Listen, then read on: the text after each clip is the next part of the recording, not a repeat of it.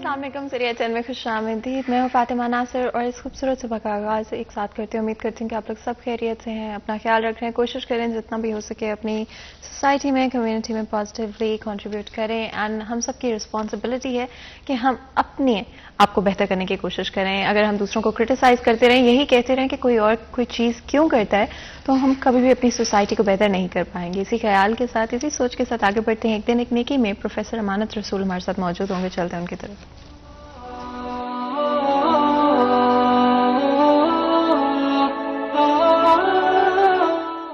رسول اللہ صلی اللہ علیہ وسلم نے یہ فرمایا کہ اگر ایک شخص جو غلطی کرتا ہے لیکن اپنی اس پر غلطی پر ندامت کا اظہار بھی کرتا ہے، یعنی آپ کا ملازم ہے، خادم ہے یا کام کرنے والا ہے، اگر اس سے کوئی غلطی ہو جاتی ہے تو وہ اپنی غلطی پر شرمساری کا، ندامت کا اظہار کرتا ہے، تو فرمایا کہ جو اس کو معاف کرے گا اللہ تعالیٰ قیامت کے دن اس کو معاف کر دے گا. اور یہ بہت بڑی بات ہوتی ہے کہ ایک انسان سے غلطی ہو اور پھر وہ اپنی غلطی کو تسلیم کر کے اس پر ندامت کا اظہار کرے. اس کے مقابل میں ایک رویہ تو یہ ہوتا ہے کہ غلطی بھی کرتے ہیں، یعنی چوری اوپر سے سینہ زوری. یہ رویہ قابل تحسین نہیں ہوتا. لیکن وہ شخص کے جو غلطی کر بیٹھتا ہے وہ پھر ندامت اور شرمساری کا اظہار کرتا ہے، تو اس کے ساتھ ہمارا رویہ ہمیشہ معافی کا اور درگزر کا ہونا چاہیے. ہاں، وہ شخص کے جو ڈھٹائی کا مظاہرہ کرتا ہے تو اس کے اصلاح کا جو پہلو اس وقت کی مناسبت سے ہو تو اس کو اختیار کیا جانا چاہیے. یعنی یہ بات ہمیشہ ذہن میں رکھی جانی چاہیے کہ ہم انسان ہیں، بشر ہیں، ہم سے بھی بڑی طاقت موجود ہے. اگر ہم اپنی غلطی کرتے ہیں اور اس پر ندامت اور شرمساری کا اظہار کرتے ہیں تو ہم سے جو بڑی طاقت ہے، جو اس کائنات کی مالک ہے اور خالق ہے، وہ بھی تو ہمیں معاف کر دیتا ہے. اور ہم اس سے اگر معافی کے خواستگار ہیں اور امید رکھتے ہیں کہ وہ ہمیں معاف کرے گا، تو پھر ہمارا رویہ اپنے ساتھ جو رہنے والے لوگ ہیں یا ماتحت ہیں، ہمیں ان کے ساتھ بھی معافی کا اور درگزر کا رویہ اختیار کرنا چاہیے. اور اللہ سبحانہ و تعالیٰ اس پر خوشخبری بھی دیتا ہے کہ جو دنیا میں معاف کرتا ہے کسی کو، درگزر کرتا ہے کسی کی غلطی سے، اللہ سبحانہ و تعالیٰ قیامت کے دن اس کے گناہوں سے اور خطاؤں سے اللہ تعالیٰ درگزر فرمائے گا، اسے معاف کرے گا. اسی پیغام کے ساتھ آگے بڑھتے ہیں اور ہمیشہ لائف میں کوشش کریں کہ چیزوں کو لیٹ گو کر دیں. اگر آپ کو لگتا ہے کہ کسی نے کوئی ایسی بات کر دی، کوئی ایسی چیز کر دی جس کی وجہ سے آپ ہرٹ ہوئے یا آپ کو برا لگا، تو کوئی بات نہیں، آپ چھوڑ دیں اس بات کو. اگر آپ اس طرح سے ریئیکٹ کریں گے، اگر آپ بھی اسی طرح سے ایکٹ کریں گے تو کوئی ڈفرنس نہیں رہے گا آپ میں اور دوسرے شخص میں. اس لیے ہمیشہ دوسرے کو معاف کر دیں اور آگے بڑھنے کی کوشش کریں اپنی لائف کے ساتھ. آگے بڑھتے ہیں پروگرام میں بھی اور چلتے ہیں ہمارے نیکسٹ سیگمنٹ کی طرف، ٹوڈیز ویدر.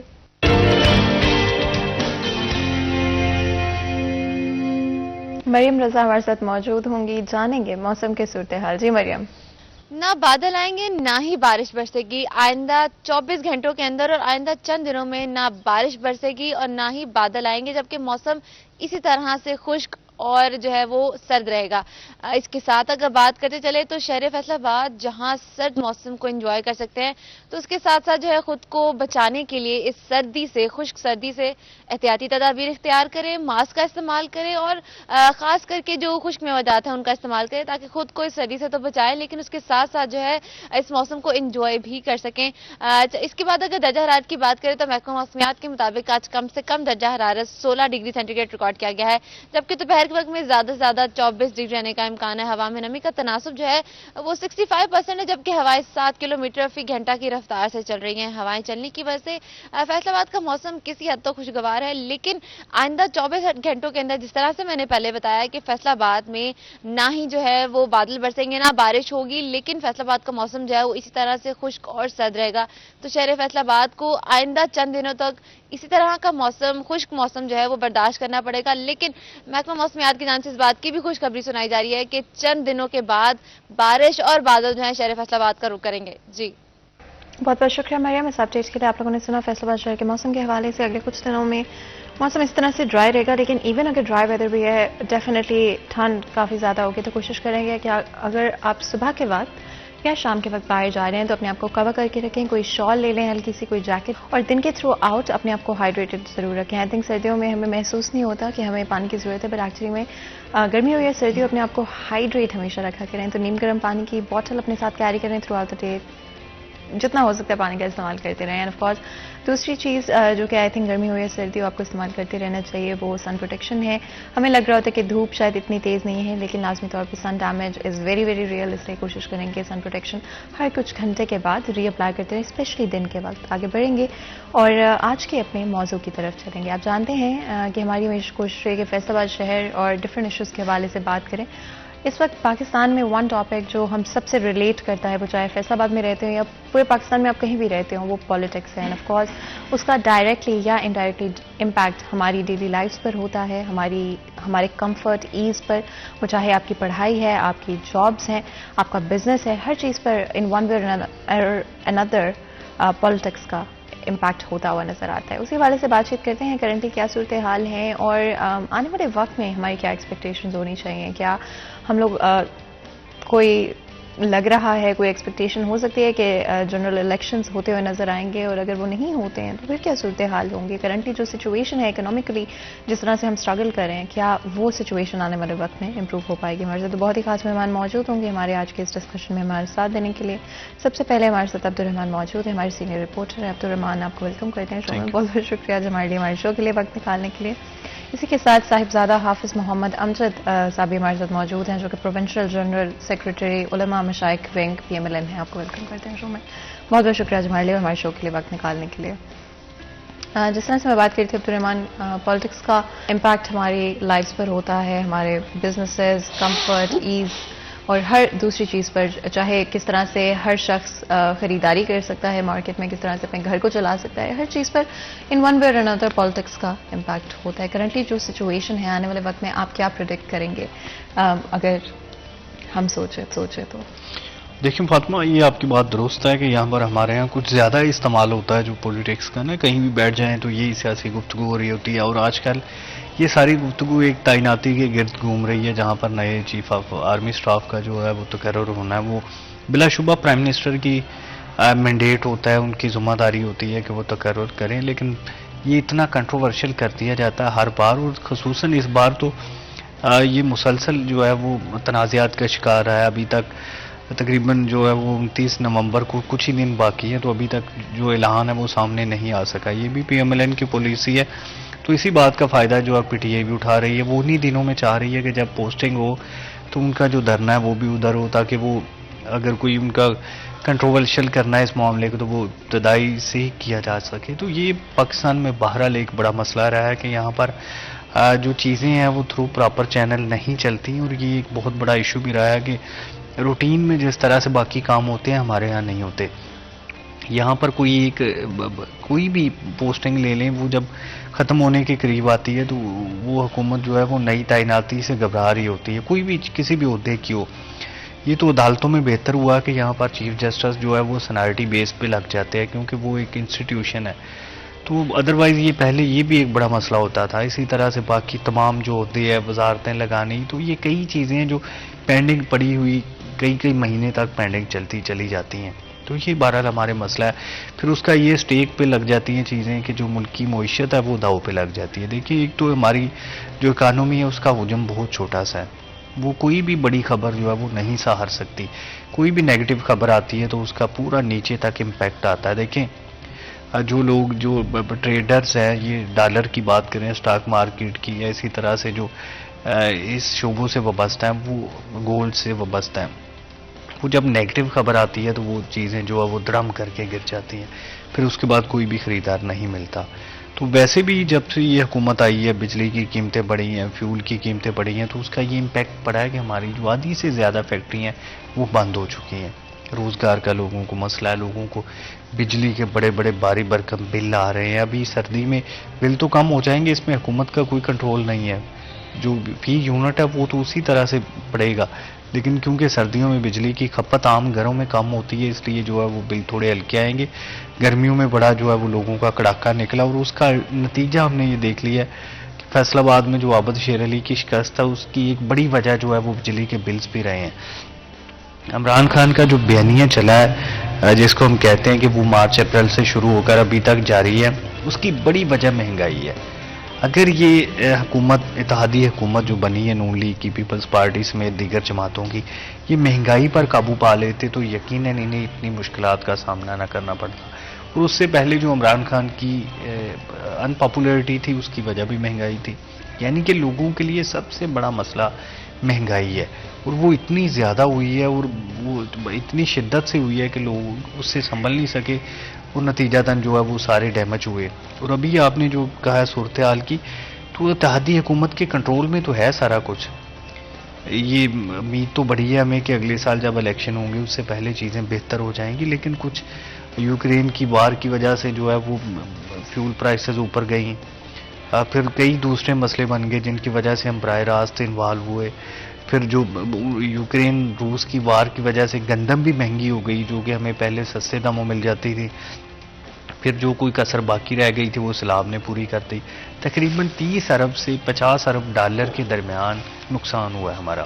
یہ بہت افسوس کی بات ہے عبدالرحمان کہ ہم جتنے بھی ڈفرینٹ فیکٹرز آپ نے مینشن کیے ان کے باوجود ہم انفلیشن کو کنٹرول نہیں کر پائے، and I think one of the biggest issues جو انفلیشن کے ساتھ رہا پاکستان میں واز یہ نہیں کہ مہنگائی ہو رہی، بیکاز پوری دنیا میں مہنگائی ہو رہی تھی، بٹ کہ ہم اپنی جو عوام ہیں ان کو اسٹرانگ نہیں کر پائے ان دا سینس آف کہ ان کی بائنگ پاور یا جس طرح بھی ان کی انکم تھی وہ سورسز نہیں بڑھی، اسپیشلی اگر ہم بات کرتے ہیں اس طبقے کی جو کہ ڈیلی ویجز پہ کام کرتے ہیں یا ایک سرٹن اماؤنٹ سے زیادہ ارن نہیں کر پاتے منتھلی۔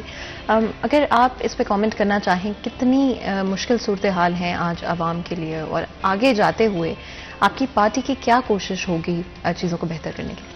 جی بسم اللہ الرحمن الرحیم۔ میں یہ سمجھتا ہوں کہ کسی بھی ملک کی معیشت کے لیے، اس کی گرو کرنے کے لیے، اس کو ترقی کرنے کے لیے ملک میں استحکام، سیاسی استحکام کی بڑی ضرورت ہوتی ہے۔ بدقسمتی یہ رہی ہے کہ تحریک انصاف کی حکومت جب سے گئی ہے ان کی پوری کوشش ہے کہ اس ملک کو خدا نخواستہ ڈیفالٹ ہو جائے اور اس کی معیشت کی حالت جو سری لنکا سے زیادہ بدتر ہو جائے، اور اسی لیے وہ مسلسل آپ نے دیکھا ہے کہ ایک سیاسی بدامنی پیدا کرنے کی کوشش کرتے رہے ہیں، کرتے چلے آ رہے ہیں۔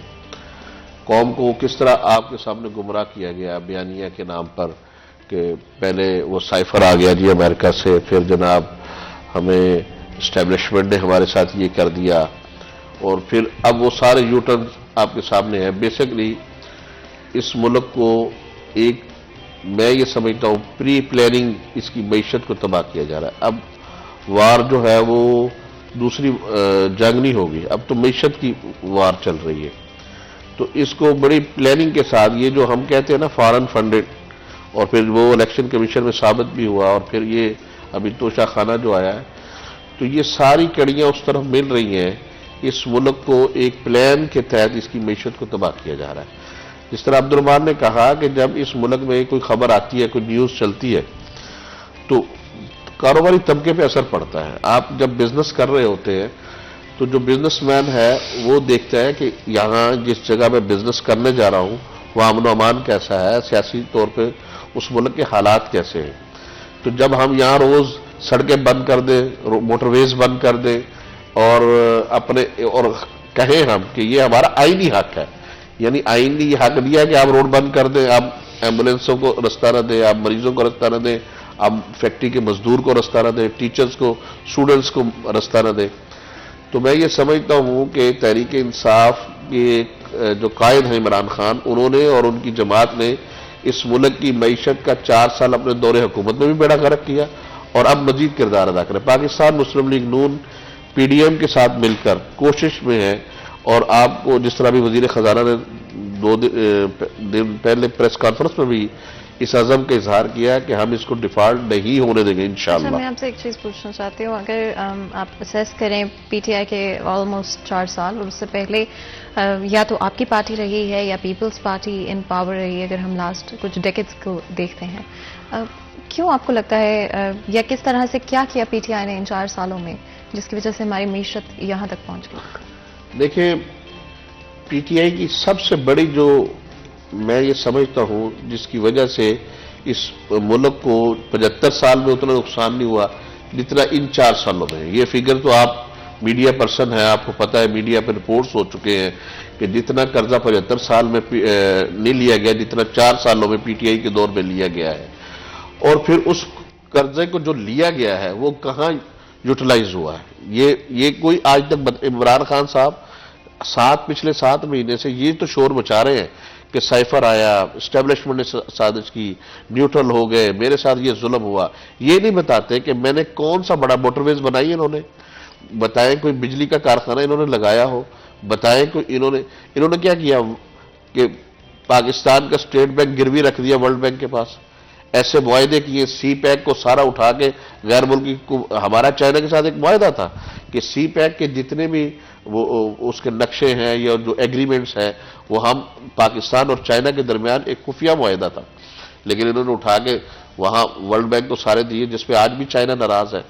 تو ہماری یہ کوشش یہ ہے, پاکستان مسلم لیگ نون کی وزیر اعظم نے دورہ کیا ہے چائنا کا اور پھر پوری دنیا میں گئے ہیں, اور وہ کوشش کر رہے ہیں کہ جو ہمارے پارٹنرز ہیں غیر ملکی اور جو باہر کے تاجر ہیں یا کمپنیز ہیں ان کا اعتماد بحال ہو کہ پاکستان میں ایک ذمہ دار حکومت ہے اور پاکستان میں جو ہم سرمایہ کاری کریں گے وہ محفوظ ہوگی اور اس کی گارنٹیز جو دینے والے لوگ ہیں وہ بااعتماد لوگ ہیں. آپ دیکھیں پاکستان کا جو سی پیک ہے یہ کہاں ہونا چاہیے تھا آج اس کو, لیکن 4 سال کے پچھلی ہم سے تو سوال ہو رہا ہے اور ہم ذمہ دار ہیں.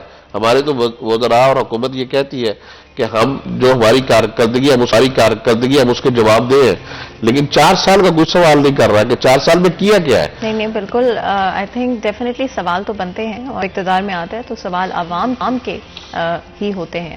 اس سے پہلے کہ مزید گفتگو کریں ایک بریک لیتے ہیں, کہیں میں جائے گا ہمارے ساتھ رہے گا.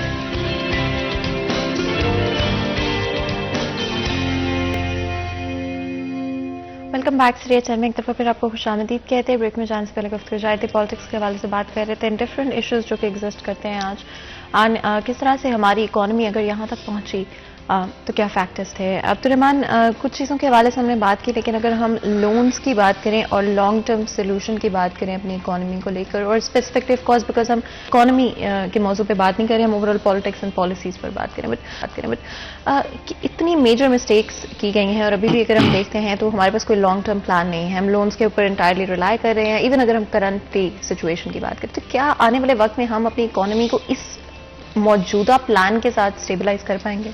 فاطمہ دیکھیے, یہ تمام مسلم ممالک کا یہ مسئلہ ہے کہ یہاں پر جو جمہوریت ہے وہ نہیں چل پاتی اس طرح سے نا, کمزور جمہوریت ان کی جو اکانومی ہے وہ تباہ کر کے رکھ دیتی ہے. ہم ترکی کی یا دیگر ملکوں کی جو مثالیں لیتے ہیں نا, وہاں پر کمزور جمہوریت نہیں ہے, بڑی مضبوط آمریت ہے, اس وجہ سے وہ ملک چل رہے ہیں. پاکستان میں بھی دیکھیں جب آمریت کے 5 7 10 سال ہوتے ہیں وہ معاشی حوالے سے بڑے مستحکم ہوتے ہیں, پاکستان کی گروتھ ریٹ بڑا ہوتا ہے, لوگ انویسٹمنٹ کر رہے ہوتے ہیں. دیکھیں انڈیا کی ہم مثال دے لیں یا بنگلہ دیش کی دے لیں, مودی اب وہاں پر آیا ہوا ہے, دوسری بار مسلسل اپنا دور حکومت انجوائے کر رہا ہے. اس سے پہلے منموہن سنگھ 2 ٹینور انجوائے کر کے گیا ہے.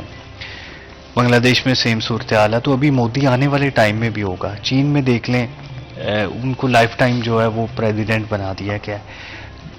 پیوٹن دیکھ لیں, یہ صرف امریکہ میں یا برطانیہ میں ہم دیکھتے ہیں نا کہ پے در پہ حکومتیں چینج ہوتی ہیں اور وہاں پر کچھ نہیں ہوتا, کیونکہ وہاں پر ڈپارٹمنٹ سے ادارے بڑے مضبوط ہوتے ہیں. ہمارے ہاں بڑے کمزور ہوتے ہیں, یہ شخصیات پر چلتے ہیں, افراد پر چلتے ہیں. تو یہ ہمارے بڑا مسئلہ ہے, جب پتہ ہی نہ ہو کہ کوئی بندہ کتنی ٹائم نکال.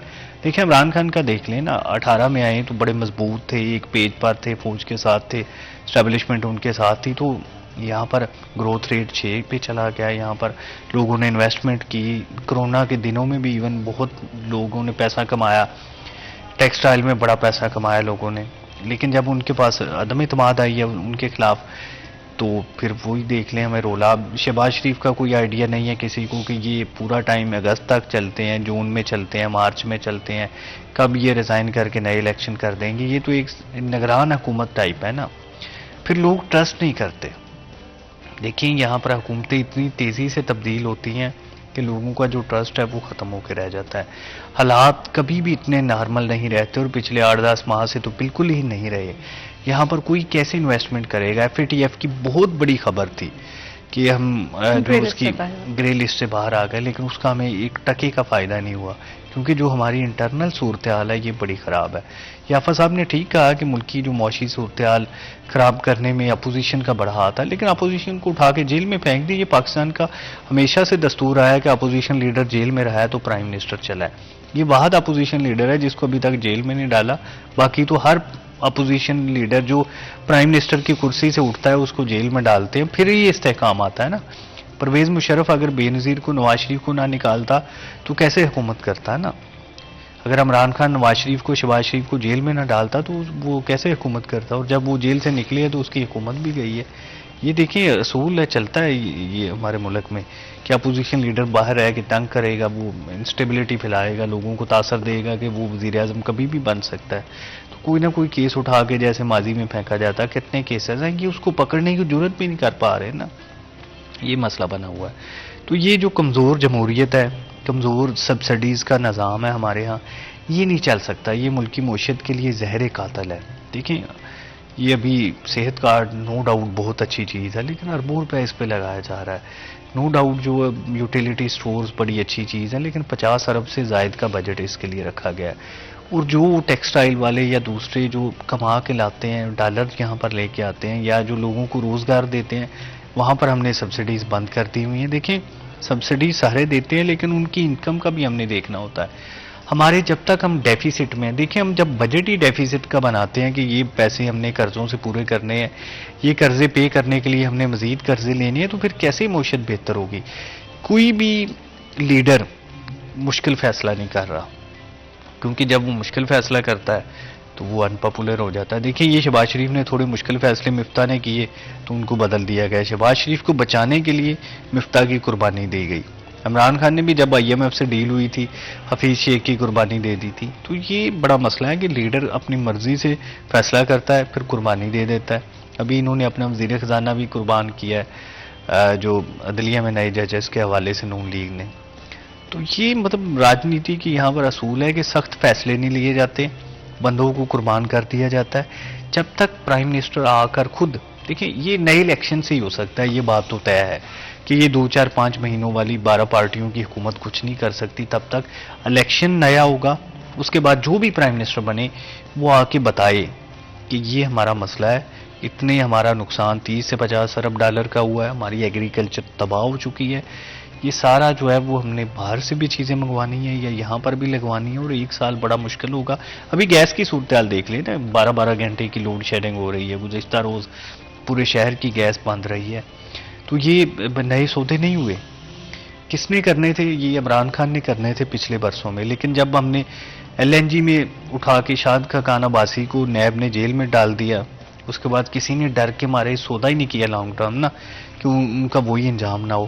سستے داموں جو ہے انہوں نے سودے کیے اور اس کے بعد جیل بھگتی، پھر وہ نیب والے انہیں کہتے تھے کہ آپ ضمانت دائر کریں اور باہر جائیں۔ اچھا عبد الرحمان، آئی تھنک آپ نے بڑی صحیح بات کی کہ جب بھی ہم دیکھتے ہیں اپوزیشن لیڈر کو جیل میں ضرور ڈالنے کی کوشش کی جاتی ہے، آپ کا اس پہ کیا پوائنٹ آف ویو، کیوں یہ قدم ڈفرینٹ گورنمنٹس کی طرف سے اٹھایا جاتا ہے؟ اصل میں پاکستان مسلم لیگ نون اور PDM کی جتنی جماعتیں یہ جمہوری رویے کے لوگ ہیں۔ ہم یہ نہیں چاہتے کہ اس ملک میں انتشار اور خلفشار کی سیاست ہو، ہم یہ چاہتے ہیں آپ جمہوری پارلیمنٹ ایک فورم ہے، وہاں پر آئیں، وہاں گفتگو کریں۔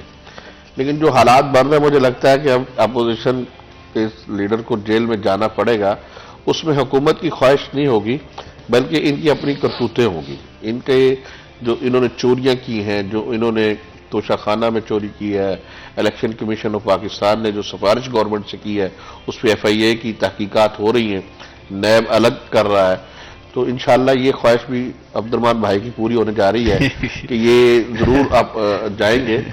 دوسرا میں ایک بات اور بھی یہ کہنا چاہتا ہوں کہ یہ کہ ہم نے ڈالر کو کنٹرول کرنا ہے۔ اچھا، جنرل الیکشن آپ کے اوپینین میں کب ہوں گے؟ الیکشن انشاءاللہ اپنے وقت پر ہوں گے، اگلے حالات ٹھیک ہوں گے۔ اچھا 2023 میں، اگر کیونکہ 2018 میں ہوئے تھے، 2023 میں الیکشنز مطلب ہوں گے؟ بالکل ہوں گے، بالکل، اور اپنے وقت پر ہوں گے، اور حکومت کمیٹڈ ہے اس بات پہ کہ ایک دن بھی ہم اوپر نہیں جائیں گے۔ حالانکہ جو معاشی حالات ہیں اس میں تو میرا خیال میں پارلیمنٹ کو یہ اختیار بھی حاصل ہے کہ کہ وہ 1 سال کی مدت اپنی بڑھا سکتی ہے. یہ پارلیمنٹ کو اختیار حاصل ہے کہ آپ اگر معیشت کو ٹھیک کر رہے ہیں اس کو. مسئلہ یہ نہیں ہے، مسئلہ یہ ہے اس ملک میں معیشت کے ساتھ ان 4 سالوں میں جو کھلواڑ کیا گیا 75 سال میں نہیں کیا گیا. معاشی پالیسیوں کی تسلسل ہونا چاہیے. آپ کا اختلاف سیاسی ضرور ہونا چاہیے، لیکن آپ جو میاں شہباز شریف نے بطور اپوزیشن لیڈر قومی اسمبلی میں کہا تھا مساق معیشت کرتے ہیں، اس وقت یہ حالات پیدا ہو چکے تھے. میں نے کہا نا اس کو بڑی پری پلاننگ. اب یہ جو لانگ مارچ جا رہا ہے 26 کو، اس کی کیا ضرورت ہے؟ پاکستان میں کبھی آرمی چیف کے اپوائنٹمنٹ میں بھی اختلاف ہوا تھا، کبھی پیپلز پارٹی نے کیا. ہماری پیپل پارٹی کے ساتھ ہمیشہ لڑائی رہی ہے، پیپل پارٹی ہمارے ساتھ سیاسی حریف رہی ہے اور دوسری بھی جماعتیں رہی ہیں. لیکن یہ جو ایک پوسٹنگ ہونی ہے جو انہوں نے پروموٹ ہونا ہے کسی بھی شخص نے، اس کو یہ پی ٹی آئی اس ملک ہر چیز کو متنازع کر رہی ہے اور اس ملک کو انتشار کی طرف دھکیل رہی ہے. اور جس ملک میں انتشار ہو وہاں معیشت کی آپ بات نہ کریں. بالکل. اس سے پہلے کہ اگر آپ کی اجازت ہو تو ایک بریک کا وقت ہو رہا ہے، بالکل چھوٹا سا بریک لیں گے، کہیں مت جائے گا ہمارے ساتھ.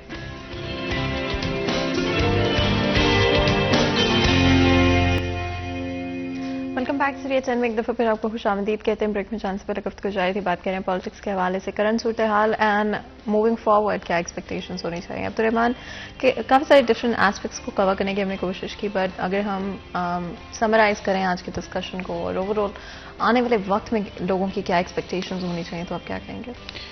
دیکھیں فاطمہ، حافظ صاحب بھی اس بات پہ ایگری کرتے ہیں، سارے ہی کرتے ہیں کہ یہاں پر حالات بہتر ہونے چاہیے، لیکن اس کے لیے جو اقدامات ہیں وہ سیاسی پارٹیز نہیں کرتی. یہ شہباز شریف کا اچھا پیغام تھا مساق معیشت کے حوالے سے، ہونا بھی چاہیے، لیکن اب مسئلہ یہ ہے کہ یہ پیغام بس سیاسی رہ جاتا ہے کہ اب جو عمران خان کی پالیسیز تھی آتے ساتھ ہی انہوں نے ساری اٹھا کے کوڑے دان میں پھینک دی اور نئی شروع کر دی.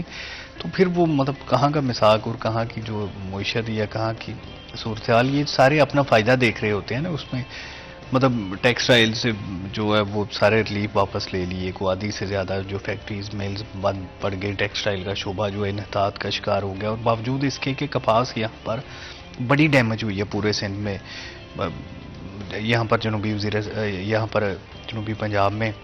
تو اس کے باوجود کپاس کا ریٹ دیکھیں دن بدن گر رہا ہے، کیونکہ انڈسٹری کو فی الحال اس کی ضرورت ہی نہیں ہے. تو یہ بڑے مسئلے سامنے آ رہے ہیں، آنے والے دنوں میں بھی آئیں گے. جو بے روزگاری کی شرح وہ خوفناک حد تک چھو رہی ہے، جو مہنگائی کی شرح وہ 30 کے قریب پہنچ گئی ہے. تو ہر شعبے میں جو ہے وہ انہیں مشکلات کا سامنا کرنا پڑ رہا ہے. تو یہ صرف بلکہ شہباز شریف تو منظر عام سے غائب ہیں. دیکھیے مطلب اب کیا کہیں، یہ بچوں جیسی حرکتیں ہیں نا ان کی، باہر جا کے بیٹھ کے پھر واپس آنے کا نام نہیں لے رہے. بھائی کون سی ایسی کنورسیشن ہے جو میاں نواز شریف سے بار بار جاتے ہیں؟ میرا خیال ہے 4-5 دورے کر چکے ہیں یہ 8-10 ماہ میں لندن کے نا. پھر جب انہیں کہا جاتا ہے کہ لندن ان کا دوسرا گھر ہے تو وہ مائنڈ کرتے ہیں. مریم نواز کو جب پاسپورٹ واپس ملا وہ لندن جا کے بیٹھ گئے. اچھا عبدالرحمان، ایک کوشچن جو کہ آئی تھنک لوگ بھی پوچھتے ہیں، کیا یہ ڈسکشنز اوور فون یا اوور ای میل یا کسی اور طریقے سے نہیں ہو سکتے؟ دیکھیے وہ کوئی بھی طریقہ سیف نہیں ہوتا، یہ تو بہرحال ہے. ہر چیز ہیک ہو جاتی ہے اس میں لمبی ڈسکشن میں، یا جس میں کوئی ڈیبیٹ ہونی ہو، جس میں کسی اور کے ساتھ بھی آپ کر رہے ہوں، تو وہ سیف تو وہی ہوتا ہے جو 1 to 1 ہوتی ہے نا. تو یہ تو مطلب فون میل کچھ بھی طریقہ کار وہ سارا کا سارا ہیک ہو جاتا ہے. اور کئی مثالیں اس کی موجود ہیں. یہ ہیلری کلنٹن جو ہے وہ الیکشن ہار گئی تھی، ان کی ای میل ہیک ہو گئی تھی، یا اس کے علاوہ فون ہیک ہوتے رہتے ہیں. عمران خان کی کئی آڈیو لیکس جو سامنے آئیں جن کی وجہ سے وہ خاصے ڈیمیج بھی ہوئے. تو یہ طریقہ نہیں سیف ہوتا فون والا نا. وہ مطلب کہیں نہ کہیں اس میں رسک ہوتا ہے. ایگزیکٹلی کہیں نہ کہیں کوئی نہ کوئی ہیک کر رہا ہوتا ہے، واٹس ایپ کالز ہیک ہو رہی ہوتی ہیں. تو یہ پھر یہی طریقہ تو یہی سیف ہوتا ہے. لیکن پھر بار بار جہانا مطلب چھوٹی موٹی باتوں کے لیے وہ ایسے ان کا امیج خراب کرتا ہے. یہ حمزہ سی ایم سے فارغ ہوئے تو وہ لندن چلے گئے. مطلب لندن ہی اگر آپ نے جانا ہے تو پھر ادھر کیا لینے آتے ہیں حکومت کرنے؟ جب حکومت ملی ادھر آ گئے، جب مشکل وقت ہے تو لندن چلے گئے. کوئی بیماری ان کی ایسی نہیں ہے. طلال چودھری صاحب کہتے ہیں کہ یہ ان کی بیماری ایسی ہے جس کا علاج ہی لندن میں ہو سکتا ہے. بھائی مطلب کیا مذاق، قوم کو پاگل بنایا ہوا. مطلب کوئی جواب نہیں ہے ان کے پاس کہ کیوں ان کے لیڈر بھاگ کے ادھر پناہ لے لیتے ہیں، پھر جب اچھا وقت آتا ہے تو واپس آ جاتے ہیں. بھائی ادھر ہے کہ دیکھیں عمران خان بھی تو ادھر ہی ہے نا. اس نے ان کے جو اس کا بیانی ہے وہ اس پہ کم سے کم قائم تو رہا ہے نا. مطلب یہ 200 دن سے زیادہ ہو گئے ہیں, کوئی 8واں مہینہ ہے اس کو حکومت گئی, تو وہ ادھر ہی بیٹھا ہوا ہے. وہ گرفتار کرنا کر لیں, جو بھی کرنا کر لیں, کسی بھی ملک میں وہ نہیں گیا ابھی تک. تو یہ مطلب فوری 1 منٹ سے پہلے بھاگ جاتے ہیں. یہ بہرحال ایک مطلب ان کو ملک میں رہ کے اس کا مقابلہ کرنا چاہیے. بالکل. اگر آپ اس پہ کامنٹ کرنا چاہیں. دیکھیں بھائی عبد الرحمان تو کچھ زیادہ غصے میں ہے کہ میاں صاحب آپ کو پتہ ہے کہ ایک سیریس بیماری کے پوری دنیا نے دیکھا, اور اس وقت وہ ایگزائل میں تھے, جیل میں تھے, کیسے ان کی طبیعت خراب ہوئی اور فوری طور پہ ان کو لے جایا گیا. اور جو کہنے والے تھے وہ بھی ڈاکٹر فیصل سلطان تھے جو شوکت خانم کے ہیڈ ہیں. لیکن اگر ایک چیز میں کہہ سکتی ہوں, اینڈ آئی تھنک کہ for every Pakistani out there, بغیر اس کو ایک پولیٹیکل کانٹیکسٹ میں لیے ہوئے, اگر ایک ملک کا لیڈر خود باہر سے علاج کرواتا ہے تو وہ اوبیسلی عوام یہ نہیں کر سکتی. ہمارے ملک میں ایسا ہیلتھ کیئر ہونا چاہیے, اور یہ کسی بھی موجودہ پریزنٹ یا آنے والی گورنمنٹس کی کوشش ہونی چاہیے کہ یہاں کے ہیلتھ کیئر سسٹم کو اس طرح سے کیا جائے. آپ اس کو صحیح نہیں سمجھیں گے؟ اس میں کوئی شک نہیں, لیکن اگر کوئی علاج کہیں سے بھی ہو سکتا ہے تو یہ خلاف شریعت تو نہیں ہے, خلاف قانون بھی نہیں ہے کہ آپ کہیں سے اویل کرتے ہیں, تو کوئی گناہ تھوڑی ہے. لیکن بالکل ملک میں پاکستان مسلم لیگ نون نے بڑے ہیلتھ کے لیے بڑے بڑے ہاسپٹلز بنائے ہیں, اور بڑا اچھا, بلکہ جو PKLI لاہور میں بنا ہے وہ اسٹیٹ آف دی آرٹ ہے, تو میاں شہباز شریف صاحب نے بنایا. تو بات یہ ہے کہ میاں صاحب, شہباز شریف صاحب یہ کہہ رہے ہیں نظر نہیں آ رہے. چائنا کون گیا؟ میاں شہباز شریف صاحب گئے. پورے ملکوں کے طوفانی دورے انہوں نے کیے ہیں, جو حالات اور آپ کو نظر آ رہے ہیں, لوگوں کا اعتماد بحال ہوا, یہ میاں شہباز شریف صاحب کی محنت ہے. تو اگر وہ اپنے بڑے بھائی سے ملنے کے لیے, جو ہماری پارٹی کے قائد ہیں, وہاں چلے گئے, اور پھر خود ان کا ایک بڑا پرانا علاج چل رہا ہے کیونکہ بلڈ کی وہ تکلیف ہے ان کو, بلڈ کینسر کی, تو وہ چلے گئے اور پھر وہاں جا کے بیمار ہو گئے. تو 2-3 دن کی اداسی آپ نہ رکھیں, وہ واپس بھی تو آ گئے نا. تو مریم محترمہ کے لیے, مریم نواز صاحبہ کے لیے کہا ہے, دیکھیں 4 سال آپ نے ان کو پکڑ کے یہاں پہ رکھا کہ جناب یہ جو ہے وہ اگر اپنے والد کے پاس چلے گئی ہیں, باپ بیٹی کا ایک رشتہ ہے, تو اتنے ظالم تو نہ بنے کہ باپ بیٹی کو ملنے نہ دیں. اور پھر آپ باقی میں یہ نہیں سمجھتا کہ میاں شہباز شریف صاحب جو ہیں کہ وہ غائب ہیں, وہ بہت محنت کر رہے ہیں. حالانکہ ابھی کرونا پازیٹیو ہے, اس کے اپنے گھر میں رہتے ہوئے بھی روزانہ آفس ورک ان کا وہ گھر سے کر رہے ہیں اور اپنا اس پہ کام کر رہے ہیں. میں یہ سمجھتا ہوں عمران خان اگر یہاں پر ہے تو اس نے انتشار ہی پیدا کیا نا, اس نے روڈز ہی بلاک کیے, اس نے لوگوں کو تکلیف دی ہے, انہوں نے لوگوں کو کوئی کسر نہیں انہوں نے چھوڑی. کہ لوگ دیکھیں 8 دن سے, پچھلے 15 دن سے GT روڈ بند کی ہوئی ہے, موٹر ویز انہوں نے کس طرح بند کیے ہوئے تھے. لوگوں کو تکلیف دے, اس سے بہتر وہ پاکستان سے باہر چلے جائے, لوگوں کو یہاں نظام چلنے دے, پاکستان کے نظام چلنے دے. سارے ملک کا بیڑا غرق کر کے اس کا یہاں بیٹھنا. اب آپ لاہور میں جس جگہ موصوف کی رہائش ہے, وہاں پورے لاہور میں ڈکیتیاں ہو رہی ہیں اور پورے لاہور کی پولیس وہاں لگائی ہوئی ہے. آپ اندازہ لگائیں نا, لاہور پولیس ساری کی ساری وہاں, اور پھر اس پہ بھی اعتماد نہیں ہے پنجاب پولیس پہ. KP سے علیحدہ پولیس بلائی ہے, اور جناب وہاں گلگت بلتستان سے علیحدہ پولیس بلائی ہے. یعنی سرکار کے وسائل پر قابض ہو کر وہ ملک میں رہ رہے ہیں. تو اس سے بہتر, آپ کچھ ایڈ کرنا چاہیں گے؟ اس سے بہتر تو وہ پاکستان سے باہر چلے جائیں. اتنی سیکورٹی کا ان کو ایشوز ہیں. وہ کیا محب وطن آدمی ہے کہ جو اپنا پولیس کی حصار میں رہ کے کہتا ہے جی میں محب وطن. ان کے بچے آئے ہیں جو پاکستانی نیشنل بھی نہیں ہیں. اب دیکھیں نا, کسی کا مذاق اڑاتے تھے, اللہ کی پکڑ میں آئے ہوئے ہیں. ان کے 2 بچے ہیں, وہ پاکستان میں آئے 3 دن کے لیے اپنے باپ کا پتہ کرنے کے. اس میں بھی کچھ وہ تجزیہ کار کہہ رہے ہیں کہ میسج لے کے آئے تھے کہ بیانیہ بدلو امریکہ کے خلاف والا. اچھا بالکل, اگر آپ کی اجازت ہمارے ساتھ ایک کالر موجود ہے. السلام علیکم. جی فاطمہ صاحبہ, ساجد حسین انجراب بول رہا ہوں پتوکی سے. جی آپ کو, حافظ صاحب کو اور عبد الرحمان صاحب کو اور ساری ٹیم کو صبح بخیر, اور پتوکی کے تمام دوستوں کی طرف سے بھی بہت سارا سلام پیش کرتے ہیں. وعلیکم السلام, بہت بہت شکریہ کال بڑی کرنے جو ہے نا حکومتیں جو ہیں, اگر جو مہنگائی ہے, غریب جو عوام ہے, دیہڑی دار طبقہ لگا لیں یا جو درمیانے طبقے کے لوگ مہنگائی میں پیچھے ہوئے ہیں. ہر چیز کسی کو ہاتھ نہیں لگایا جا رہا. دودھ کا بھی بہت زیادہ ہو رہا ہے, کھانے پینے کی اور خرد و نوش کی اشیاء بھی بہت زیادہ قیمتیں بڑھ گئی ہیں. پنجاب حکومت ہو چاہے فیڈرل گورنمنٹ ہو, دونوں گورنمنٹ اور کی آپس کی لڑائیاں جو ہیں یہ کب ختم ہوگی؟ اگر یہ لڑائیاں ختم ہو جائیں تو کیا عوام کو بھی تو ریلیف ملے گا؟ पंजाब हुकूमत की तरफ से भी कोई रिलीफ नहीं मिल रहा और ना ही कोई फेडरल गवर्नमेंट की तरफ से रिलीफ मिल रहा है। आपस की लड़ाइयों में मशहूर है, अवाम बेचारे जो है ख्वार हो रहे हैं। क्या अवाम का क्या कसूर है? और यहाँ पे हमारे मुस्लिम लीग नून के नुमाइंदा बैठे हैं, इनसे मेरा सवाल है कि अभी किसानों के लिए भी बड़ा पैकेज का ऐलान किया। किसान जो रीढ़ की हड्डी की चीज रखता है, मैं भी एक किसान हूँ, किसान भी रुल रहा है, कोई किसी किस्म का रिलीफ नहीं मिल रहा। ऐलानात होते हैं, बस ऐलानों की हद तक ही महदूद रह जाते हैं, कोई कुछ नहीं हो रहा है। अवाम के लिए परेशानी है।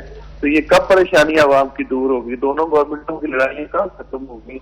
और हम जैसे गरीब लोगों को और गरीब तबके को कब ये रिलीफ देंगे? दोनों हुकूमतें बस आपस की लड़ाइयाँ छोड़ दें, मेहरबानी फरमाएं और हमें कुछ ना कुछ रिलीफ काम फरमाएं। बहुत शुक्रिया। बहुत बहुत शुक्रिया कॉल करने का। हमारे साथ कॉलर मौजूद है। अब्दुर्रहमान, एक तो क्या कहेंगे आप, जितना भी डिस्कशन अभी तक मैं देख रही थी आप हंस रहे थे, तो मैं जानना चाहूंगी इस हंसी की वजह क्या थी, और हमारे कॉलर को भी अगर आप रिस्पॉन्ड करना चाहें। देखिए, कॉलर की बात दुरुस्त है। ये जो पंजाब की और मरकज़ की लड़ाई है, इसकी वजह से महंगाई है। देखें, अगर महंगाई कम करते हैं तो उसका क्रेडिट शहबाज शरीफ को मिलेगा, इसलिए ये प्राइस कंट्रोल मजिस्ट्रेट बिल्कुल भी एक्टिव नहीं है, क्योंकि सभी को पता है कि ये महंगाई का जो है वो तमाम का तमाम नुकसान वो नून लीग को पहुंच रहा है, इसलिए वो पहुंचा रहे हैं पंजाब वाले।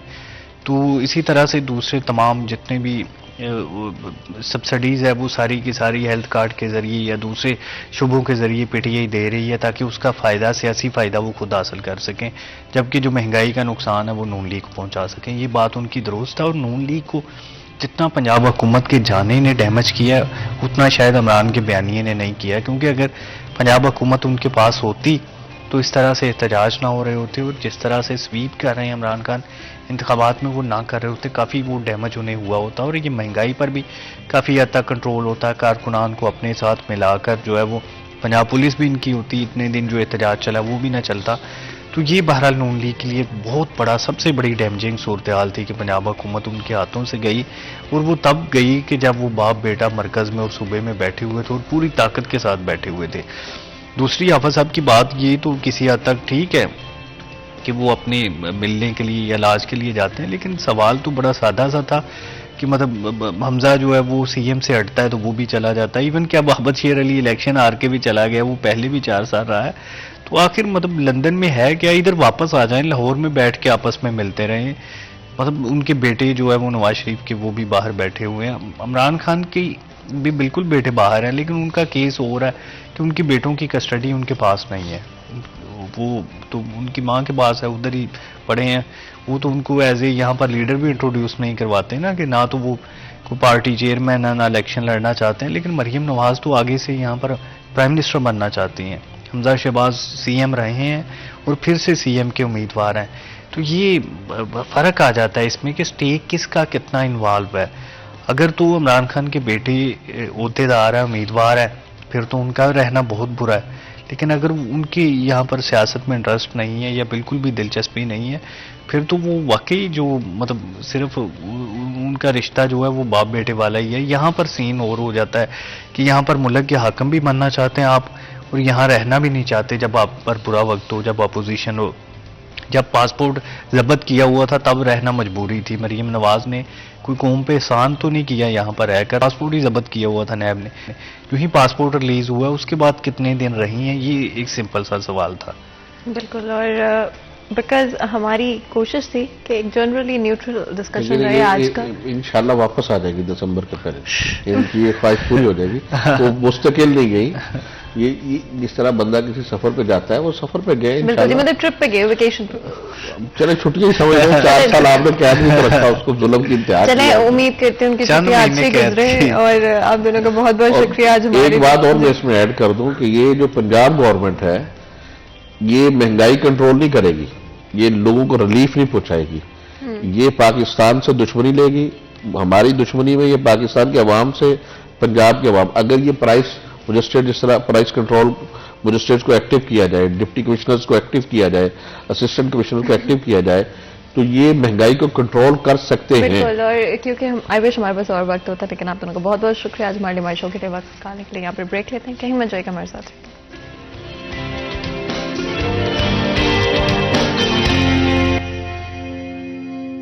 बैक सीरिया 10 में एक दफ़ा फिर आपको खुशामदीद कहते हैं। ब्रेक में जाने से पहले गुफ्तगू जारी थी। आज हमारा फर्स्ट हाफ पॉलिटिक्स के हवाले से था, एंड ऑफ कोर्स टॉपिक इस तरह का है कि वन वे और अनदर कहीं ना कहीं डिस्कस आपको करना पड़ जाता है, because at the end of the day अगर हम आवाम के मसाइल की बात करते हैं तो सबसे ज़्यादा इंपॉर्टेंट इस वक्त या तो पॉलिटिक्स है या हमारी ओवरऑल इकोनॉमिक सिचुएशन, जिन दोनों चीज़ों का इम्पैक्ट आपकी मेरी हम सबकी लाइफ पर होता है, क्वालिटी ऑफ लाइफ पर हम एज में हैं।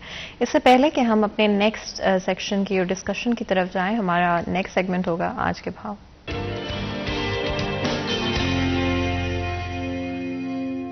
मोहम्मद बिलाल होकर हमारे साथ मौजूद होंगे, जानेंगे आज के रेट्स के हवाले से। जी बिलाल।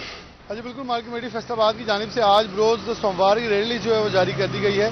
ब्रायलर मुर्गी का गोश्त महंगा हुआ है 6 रुपये फी किलो पे पहुंच गया, जो कि गुज़िश्ता रोज 381 रुपये फी किलो था।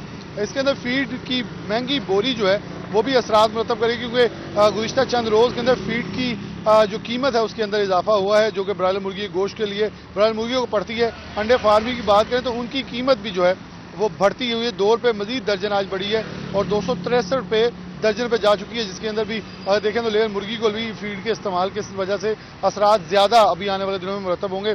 सब्जियां और फल आज बेशतर इस्तेकाम का शिकार है, लेकिन अशिया में बदलाव भी है, उस पर नज़र डाल लें।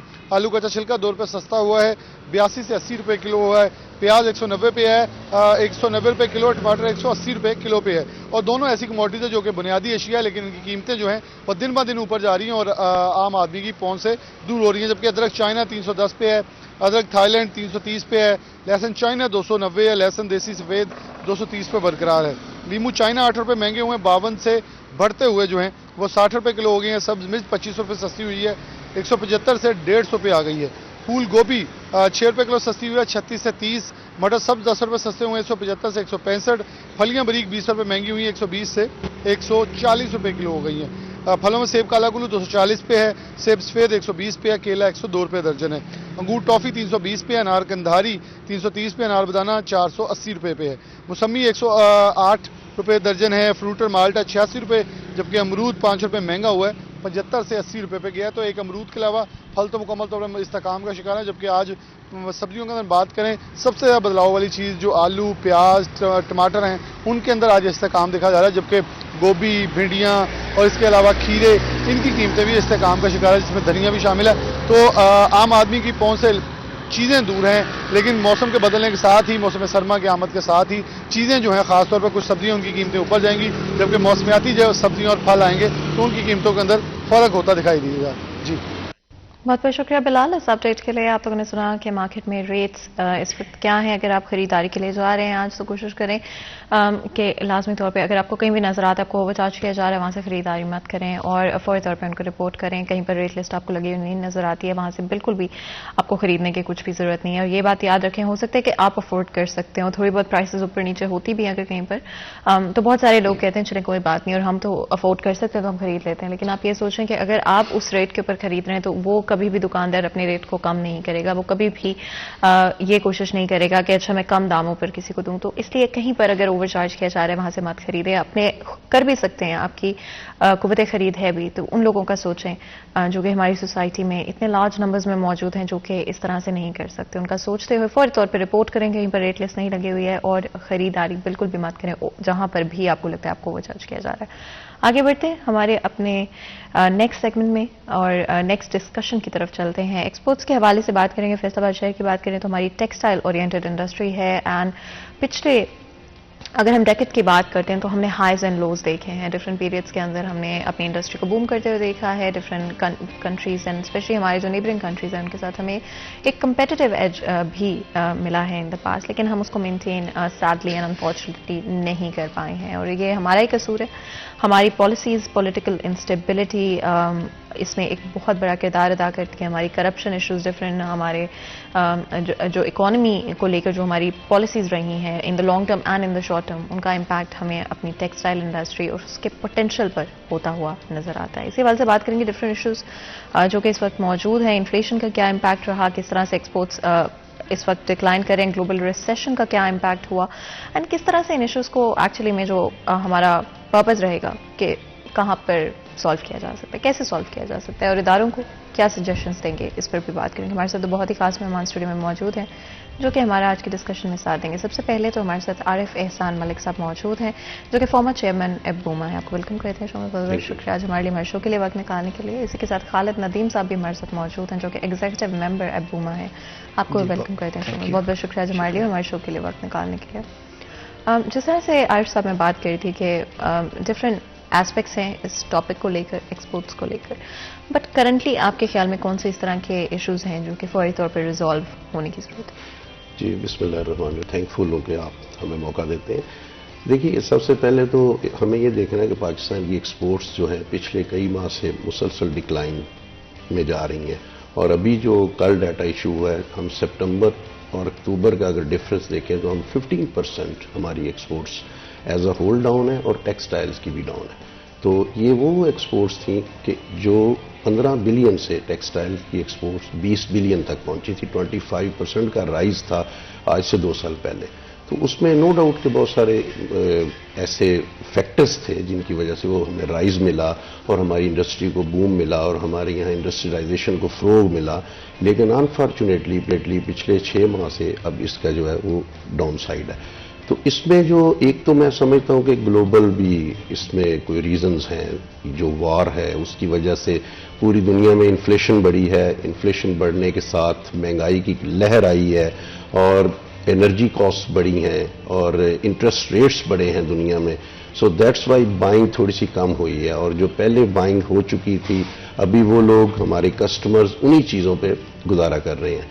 तो जहां तक मैं समझता हूं कि पाकिस्तान का ताल्लुक है कि पाकिस्तान इस हवाले से हमारी ये बड़ी अनफॉर्चुनेट रहा है कि हम कोई डाइवर्सिफाई नहीं कर सके, ना तो मार्केट्स को कर सके हैं और ना ही हम प्रोडक्ट्स को कर सके हैं। मार्केट्स में हमारा आज आके वही इन्हिसार है जो ट्रेडिशनल मार्केट्स हैं, यूरोप है, यूएसए है। तो उन्हीं के साथ हम जब उनको प्रॉब्लम आती है तो हमें भी आती है, जब वो रिसेशन में आते हैं तो हमारी भी डिक्लाइन हो जाती है। तो एक तो हमारी डाइवर्सिफिकेशन मार्केट्स की नहीं हो सकी, और दूसरा हम प्रोडक्ट्स में भी कुछ नहीं कर सके। तो दैट्स वाई ये मेन मैं समझता हूँ।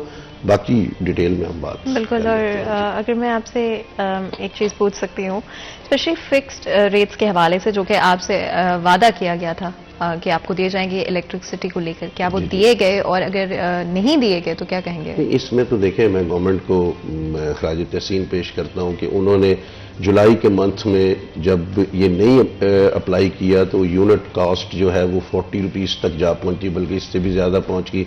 फिर एसोसिएशंस ने जब उनको अप्रोच किया तो हमारे मौजूदा जो फाइनेंस मिनिस्टर हैं उन्होंने टाइम दिया और वेरी काइंडली उन्होंने इसको सेटल डाउन किया, और उन्होंने कहा कि आपके लिए एक्सपोर्ट्स एंड एलाइड इंडस्ट्रीज के लिए 20 रुपये रेट होगा, ताकि आप रीजन में कम्पिटिटिव रहें और इंडिया और कंबोडिया, वियतनाम और बांग्लादेश जहां खड़े। आपको ये रेट्स दिए गए? जी दिए गए रेट्स, ये दिए गए रेट्स बिल्कुल 20 रुपये पर यूनिट हमें रेट दिए गए। क्या आपको इससे फायदा हुआ? इससे फायदा ये हुआ कि जितनी इंडस्ट्री अभी चल रही है वो चल रही है। अगर ये भी रेट्स ना दिए जाते तो मैं बिल्कुल एश्योरेंस के साथ कह सकता हूं कि ये भी ना चलती और हम बिल्कुल हाथ पे हाथ धर के बैठ जाते। बिल्कुल। नदीम साहब, अगर आप ओवरऑल जो सिचुएशन है उसका मुआयना करें, कहाँ पर आपको लगता है कि गवर्नमेंट आपको उस तरह से सपोर्ट नहीं कर पाए? क्या एरियाज थे जहाँ पर अगर आपको सपोर्ट मिलता, इंडस्ट्री को सपोर्ट मिलता, तो आज जो डिक्लाइन है वो शायद ना होता? जी बहुत शुक्रिया। जैसे कि अभी मलिक साहब बता रहे थे, गवर्नमेंट का शायद वो स्टेबिलिटी, पॉलिटिकल स्टेबिलिटी ना होने की वजह से शायद फोकस नहीं है कि हमें सबसे पहले तो रीजन वाइज कंपैटिबल रेट्स चाहिए, लाइक गैस है, बिजली है, और दूसरी चीज़ जो हम सबसे ज़्यादा एक्सपेक्ट करते हैं गवर्नमेंट को वो स्टेबिलिटी है ये करेंसी में। ये हमारी जो टेक्सटाइल है ये बेस है, इंपोर्ट बेस है, हमारे ऑलमोस्ट 65% रॉ मटीरियल्स जो बाहर से आते हैं। तो एक तो उसकी इन्होंने लिमिट लगा दी है कि उसकी 50,000 या $1 से अबव आप इंपोर्ट नहीं कर सकते, और कुछ मशीनरी के ऊपर इंपोर्ट्स लगी हुई हैं जिसकी वजह से बहुत ज़्यादा उसमें ना प्रॉब्लम्स हैं। इन चीज़ों को स्पेशली फोकस करना चाहिए कि ये डॉलर का रेट स्टेबल हो, क्योंकि चाहे इंपोर्ट हो एक्सपोर्ट हो वो एटलीस्ट 3 से 4 मंथ का साइकिल होता है।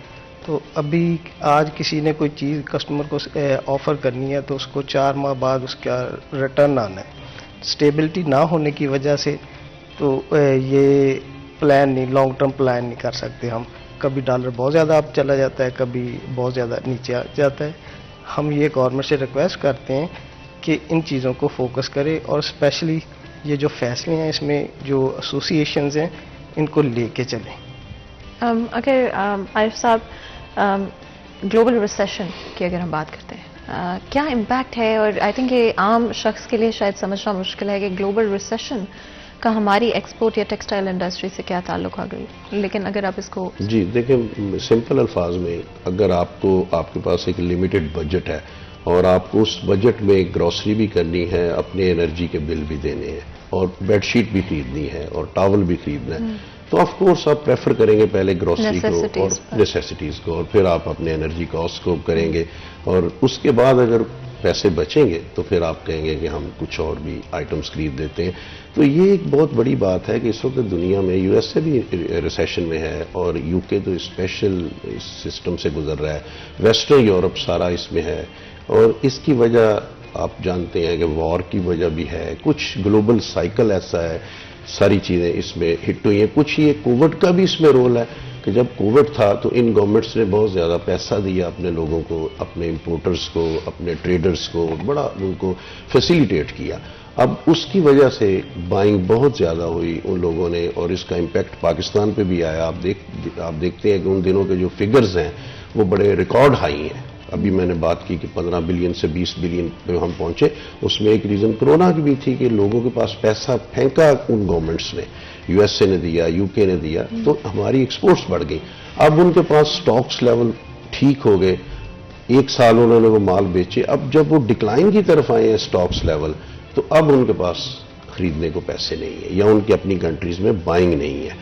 تو یہ ایک امپیکٹ ضرور ہوا. لیکن میں یہ ضرور کہوں گا کہ یہ ہمارے لیے بھی ایک سوچنے کی بات ہے کہ ہم بھی اپنی ٹریڈیشنل آئٹمس پہ بیٹھے رہے. ہم نے کوئی ایسی آئٹم ڈائیورسیفائی نہیں کی، کوئی نئی چیز ہم بنا لیتے، کسی نئی پروڈکٹ پہ ہم آگے بڑھتے، ٹیکسٹائل آگے بڑھتے. ہم نے وہی ٹریڈیشنل آئٹمز رکھی، وہی دھاگے تھے، وہی چیزیں تھیں. تو دیٹس وائی اب ظاہر ہے جب گلوبل ڈیمانڈ کم ہوئی تو ٹریڈیشنل آئٹمس کی ڈیمانڈ بھی اس کے ساتھ کم ہو گئی. بالکل. اور ڈالر کی انسٹیبلٹی کا کیا امپیکٹ ہوا ہے ہماری اوور آل اکانومی کے اوپر، اگر آپ اس کے اوپر بات کرنا چاہیں؟ جی، اس میں سب سے زیادہ تو امپیکٹ ہوئی ہے ہماری جو عام کمیونٹی ہے، کیونکہ ہماری جو فوڈ آئٹمز ہیں وہ بھی امپورٹ ہوتی ہیں.